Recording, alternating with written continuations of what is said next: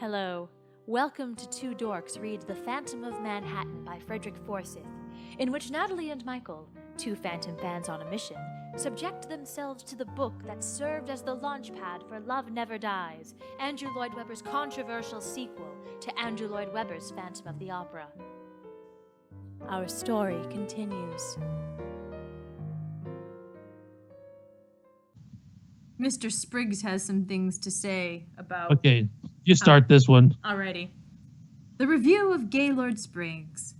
New York Times, December 4th, 1906. It's been a couple of days, I think, since the Coney Island thing. Well... Who is this again? Oh, he's just like an arts reviewer for the New York Times. He also introduced the fact that the Met season was going to be crazy this year because of... Is it he the one I gave the, come forth and come all? Yeah, he was the first guy you taffied up. Okay, I'll taffy up him again. Nah, yeah. But I'm just going to, I'm going to take him nice and slow. Of course. All right. Well, Mr. Oscar Hammerstein's much vaunted new Manhattan Opera House was inaugurated last night in what can only be fairly described as an unmitigated triumph. If ever another civil war was going to start again in our dear country, it must have come in the fight for seats as all New York was rocked on its heels by the spectacle we saw before us. Exactly how much some of the great financial and cultural dynasties of our city paid for their boxes and even seats in the stalls can only be conjectured. But certainly the prices must have left the official charges out of sight. The Manhattan, as we now must call it to differentiate it from the Metropolitan across town, is a truly sumptuous building, richly ornate, with a reception area inside the doors to put to shame the rather crowded pre-auditorium public space afforded by the Met. And here, in the half hour before the curtain rose, I saw names known only as legends across all America, milling like school children as the lucky few were escorted to their private boxes. There were Mellons, Vanderbilts, Rockefellers, Goulds, Whitneys, and the Pierpont Morgans themselves. Present among them, genial host to us all, was the man who staked a huge fortune and limitless drive and energy to create the Manhattan against all the odds, cigar czar Oscar Hammerstein. Rumor still persists that backing Mr. H is another and even richer tycoon, the phantom financier whom no one has ever seen. But if such a one exists, he was nowhere in evidence. He rules all the tobacco. Yes. He was sneaking some of that extra good hashish for Darius, probably. Probably. Yeah. The opulence of the sweeping portico and the lushness of the reception area were impressive, as was also the gilt, crimson, and plum ornateness of the surprisingly small and intimate auditorium. But what of the quality of the new opera, and of the singing that we had all come to hear? Both were of an artistic and emotional level that I cannot recall in 30 years. Readers of this poor column will know that but 7 weeks ago, Mr. Hammerstein took the extraordinary decision to cast aside the Bellini masterpiece, I Puritani, for his inaugural offering, and instead undertake the frightening risk of introducing a completely new opera in the modern style by an unknown and amazingly still anonymous American composer. What an enormous gamble! Did it pay off? 1,000%! Firstly, the Angel of the Shiloh secured the presence of Vicomtesse Christine de Chagny of Paris, a beauty with a voice that last night eclipsed any in my memory, and I believe I have heard the best in the world over these past 30 years. Secondly, the work itself is a masterpiece of simplicity and emotion that left not a dry eye in the house. I could just see this in front of me, like the during the inauguration. 1,000%. You don't know how percent works, do you? No. Yeah. Okay. So the story is set in our own Civil War of only 40 years ago and is therefore of immediate significance to any American of North or South. Why not just say American then? Oh, because it's a Civil War reference. So, North versus that. South. Yes, I know, but again, like he already said of any American, he doesn't need to. I know, but that's the distinction in the war, so he's making the distinction in the review. I'm just saying it's dumb. Anyways, I'm saying that I'm an American. I don't know. In Act 1, we meet the dashing young Connecticut lawyer, Miles Regan, hopefully in love with Eugene Delarue, the beautiful daughter. Hopelessly in love with Eugene Delarue, the beautiful daughter of a wealthy plantation owner of Virginia. The former role was taken by rising American tenor David Melrose until something most strange occurred. But more of this. Oh my God! Did he do it again? Oh shit! Please tell me that happened. Oh my God! Bianchi David Melrose. That took his place. Can I look up and see if David Melrose is a real human being from the opera sphere first? Because I want to know what's going on. Because maybe that'll give me a clue. But more of this anon first. So. Okay, he's a fictional character played by Benedict Cumberbatch, but also was he a tenor? I don't think he really existed.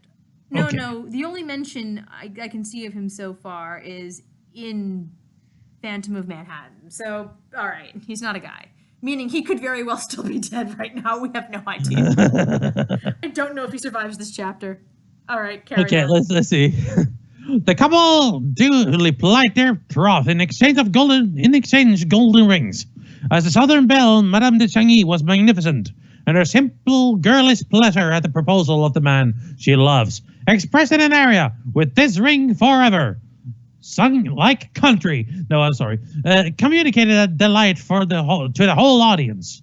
The neighboring plantation owner, Joshua Howard, is that a real person? No, that's just a character. Okay. Right. Magnificently sung by Alessandro Gonzi.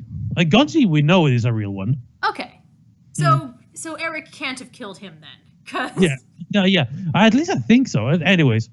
Has also been the suitor for her hand in marriage, but accepts his rejection and heartbreak, like the gentleman he is.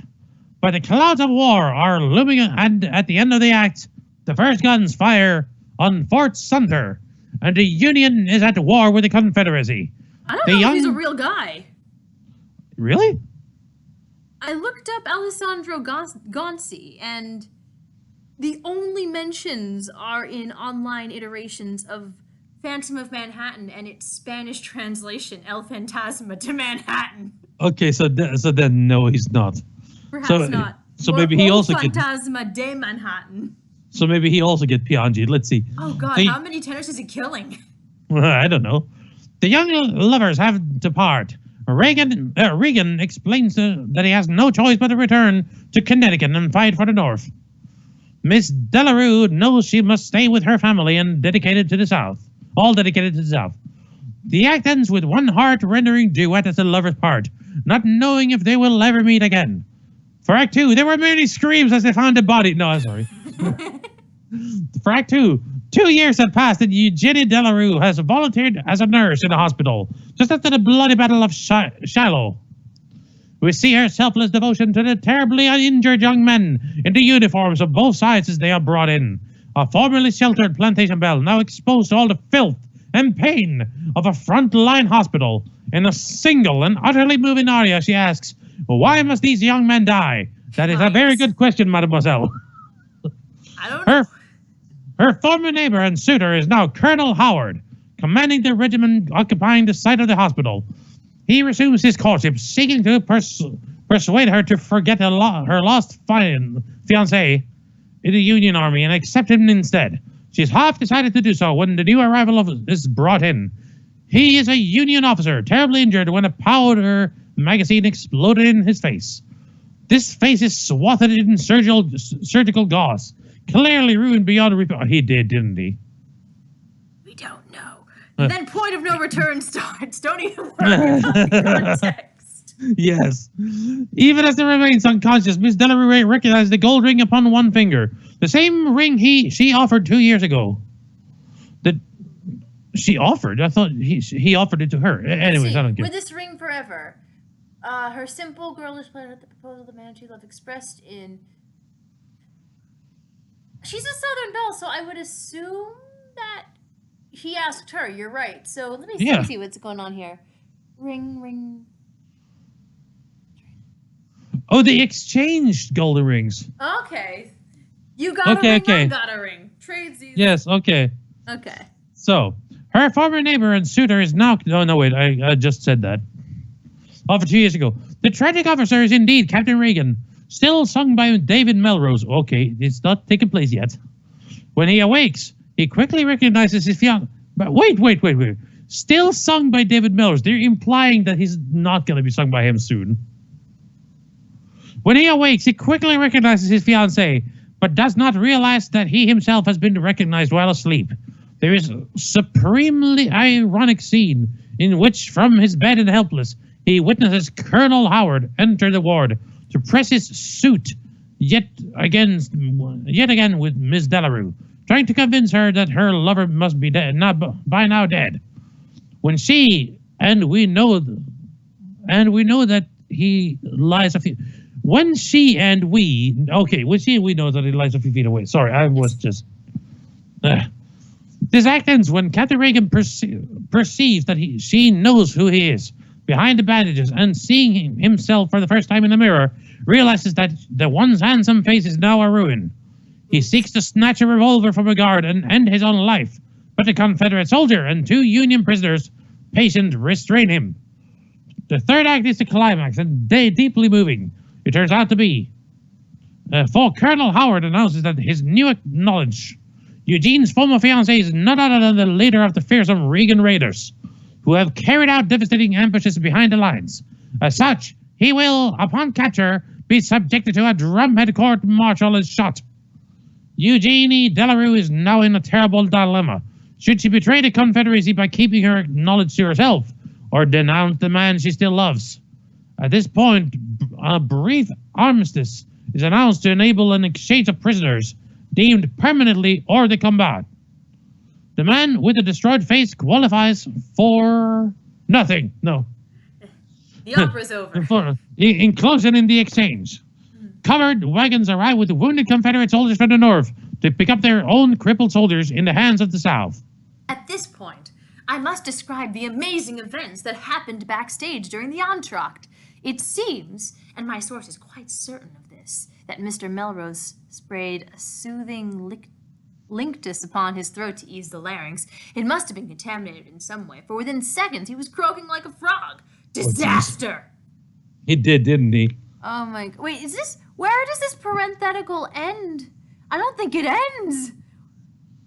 See, it seems there's a parentheses. I don't know where it ends. I don't think... Okay. All right, fine, whatever. Disaster. The curtain was about to rise. Then appeared an understudy, miraculously made up for the part, his face swathed in bandages, just in time to step into the breach. Normally, this would have been a terrible disappointment for the audiences. But in this case, all the gods of opera must have been smiling upon Mr. Hammerstein. The understudy, unlisted in the program and still unknown to me, sang in a tenor to match that of the great Signor Gonchi himself. Miss Delarue decided that as Captain Reagan would never fight again, she had no need to reveal what she knew of the man in the mask. As the wagons prepared to roll north, Colonel Howard learned that somewhere the wanted leader of Reagan's raiders had been injured and was presumably behind Confederate lines. Notices offering a reward for his capture were posted. Every Union soldier leaving for the North was compared with a sketch of Reagan's face, to no avail. For by now, Captain Reagan has no face. As the soldiers destined to be repatriated to the North wait through the night for their own departure, we are treated to a most charming interlude. Colonel Howard, the great Gonchi himself, has throughout the action been attended by a young aide-de-camp, no more than a boy of perhaps 13. Until this point, he has uttered no sound, but as one of the Union soldiers tries to coax a tune out of his soldier's fiddle, the boy quietly takes the instrument from him and plays a beautiful melody as if he were handling a Stradivarius. One of the wounded men asks if he can sing the song of the tune. In answer, the boy lays aside the fiddle and gives us an aria in a treble of such sweet clarity that I know it brought a lump to the throat of almost everyone present. And when I studied my program for his name, lo! He turned out to be none other than Master Pierre de Chagny, son of the diva herself. So, a chip off the old block. Okay. So he can at least sing in this one. Yes. In the parting scene of quite exquisite pathos, Miss Delarue and her unionist fiancé say their farewells. Madame de Charny had already sung throughout with a purity of voice normally ascribed only to angels, but now she rose to new and seemingly unattainable heights of vocal beauty. She sang even prettier, like of which I have never heard. As she began the aria, "Will We Never Meet Again," she seemed to be singing her heart out. And as the unknown understudy returned the ring she had given him with the words, Take back this band," I saw 1,000 squares of cambric fly to the faces of the ladies of New York. I don't know what that sentence means. Tell her to make me a cambric shirt. It's a sort of fabric. So basically, because they were crying. Oh, I get it. Okay, so handkerchiefs, right? That makes sense. Yes. All right. It was an evening that will remain in the hearts and minds of any who were there. I swear I saw the normally fiercely disciplined Maestro Campanini almost in tears as Madame de Charny, alone on the stage and lit only by candle lamps in the darkened hospital ward, brought the opera to a close with "O Cruel War." There were 37 standing ovations and curtain calls, and that was before I had to leave to find out what happened to Master Melrose and his throat linctus. Alas, he had left in tears. Oh, that's pretty bad. Yeah. While the rest of the company was superb in the orchestra under Signor Campanini, nothing less than one would expect. The night must belong to the young lady from Paris. Her beauty and charm already have the entire staff at the Waldorf Astoria literally at her feet, and now unalloyed magic of that voice has conquered every opera lover who had the good fortune to be at the Manhattan last night. That a tragedy that she must depart so soon. She will sing for us another 5 evenings and must then depart for Europe to fulfill previous engagement at the Convent Garden before Christmas. Her place will be taken early next month by Nellie Melba, Oscar Hammerstein's second triumph over his crosstown rivals. She too is a legend in her lifetime, and she too will be singing her New York debut. But she must look to her laurels, for no one who was present last night will ever forget La Divina. And what of the Metropolitan, among the great dynasts whose wealth backed the Met? A thing I noted mixed with their delight at the new masterpiece. Some sharp glances to each other as to ask, what now? Clearly, despite its smaller auditorium, the Manhattan has finer front of house facilities, a huge stage, the very latest technology, and deeply impressive sets. If Mr. Hammerstein can continue to offer us the quality we saw last night, the Met will have to dig deep to match him. Ooh. All right, so we have no idea what happened to Mr. Melrose. He might not have made it. He went home in tears. Yep.